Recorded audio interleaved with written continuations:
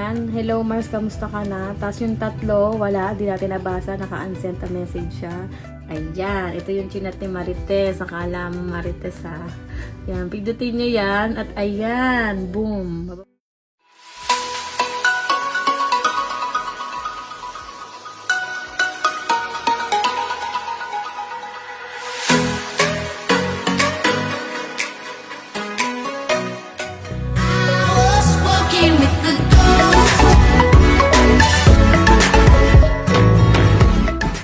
Everyone, welcome back sa aking channel, Makosas TV. So for today's video guys, another tutorial na naman tayo. So marami kasi nagtatanong sa akin sa TikTok, ang lagi nilang tanong is paano ba daw mababasa uli yung mga in-unsent na message sa Messenger, sa mga nag-chat sa inyo, di ba?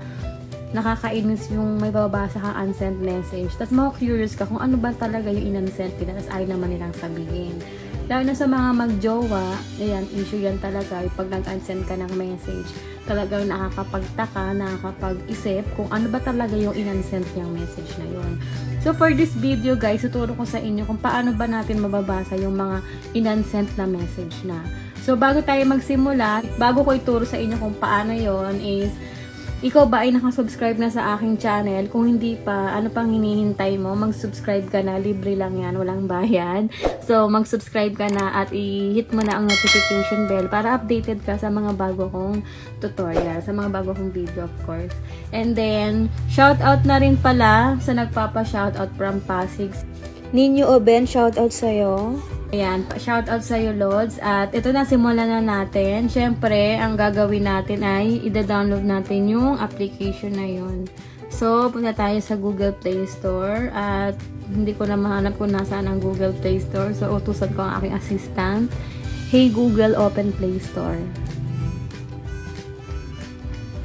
Opening Google Play Store. So, ayan. And then, dito sa search engine, guys, i-search nyo dyan ang Notisave. I-type nyo dyan, Notisave. Ayan. Ito guys, ayang Notisave Messenger. Meron siyang 10 million downloads. At yung ratings niya ay 4.1. At meron siyang 56k reviews. So, base sa reviews is ano naman siya guys, positive naman yung review sa kanya, kaya legit and safe naman tong application. So install na natin. Ayan yung itsura ng application guys, Notisave. Meron siyang bell icon. Ayan. So wait natin siyang ma-install and then open na natin. Ayan. So ito makikita nyo. Next lang. And then next. Tapos, i-allow natin. Ayan. You can allow access by switching Notisave on. And then next. Ayan. I-allow natin yung Notisave. Ayan. Nakita nyo may Notisave. Pindutin nyo lang to para mag-enable.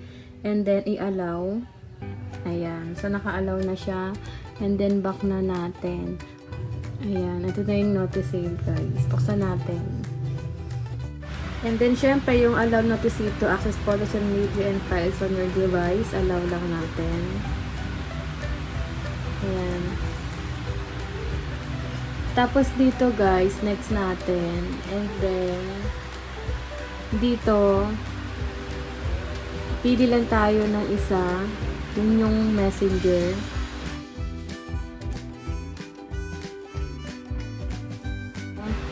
So, kaya, i-ano natin siya, i-disable natin, and then, i-enable lang natin yung messenger.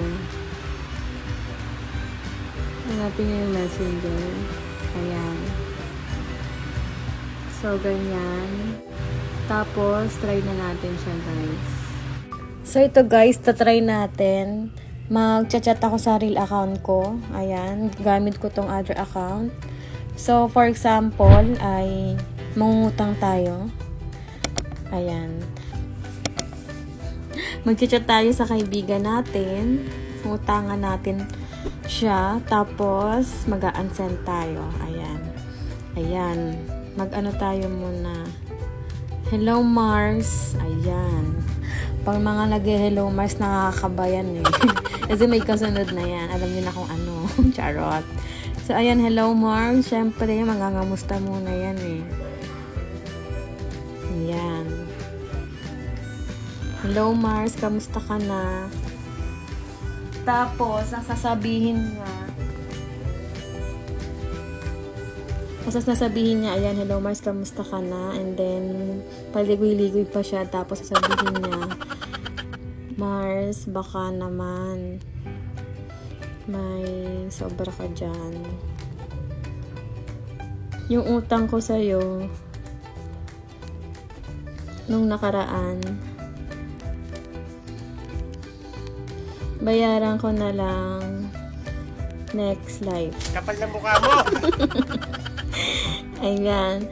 Tapos, nahiya siya. Nahiya yung Marites, guys. Nahiya, mga lodi cakes. Nahiya. And then, ang gagawin niya ay mag-a-unsend siya. Ay, unsend ko na, kakahiya. Ganun. Tapos, yan. Tapos, binura niya. Ayan, binura ni Marites ang kanyang sinend.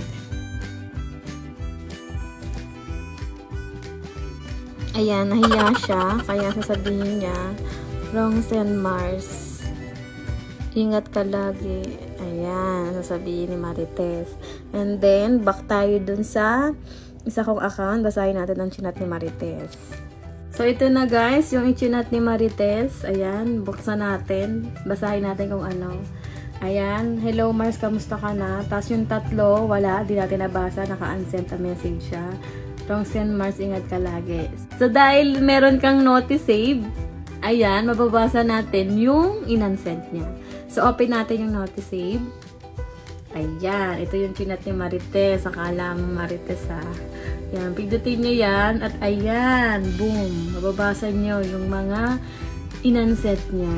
Ayan. Hello Mars, kamusta ka na? Mars, baka naman may sobra ka dyan. Pautangin mo ako ulit. Pupunta ko sa'yo nung nakaraan. Bayaran ko na lang next live. Ayan.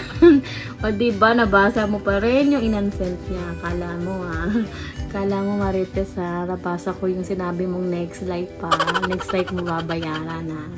Ayan. Ganun lang guys. Mga Marites. Mga ang gagawin nyo pag pwede rito sa mga jowa nyo, diba? Pag ma-in-unsend sila, ayun, babasa mo kung wrong send sila, buburahin nila. Ayan, mag-install kayo ng notice save. Ayan, para mabasa nyo pa rin kasi nakakainis talaga yung mga ganyan na may mga ina-unsend. Nakaka-curious na minigyan ka ng isipin kung ano ba naman yung in-unsend. So, ito guys, yung mga nagtanong sa akin sa TikTok kung paano ba mababasa yung mga unsent message na yan. O, ito na. Mag-download ka ng notice save. Ayan. Para kag nag-unsend yung kachat mo sa'yo, kahit mag-unsend siya ng ilang beses, mababasa mo pa rin lahat ng in-unsend niya. So, kung nagustuhan mo tong tinuro ko sa'yo, mag-like ka na dyan. I-like mo tong video na to. And of course, i-share nyo na rin sa mga kapwa nyo Marites. Charot. O yan na. Tinuro ko na ha. Yan guys. Thank you for watching and see you on my next tutorial. Bye guys.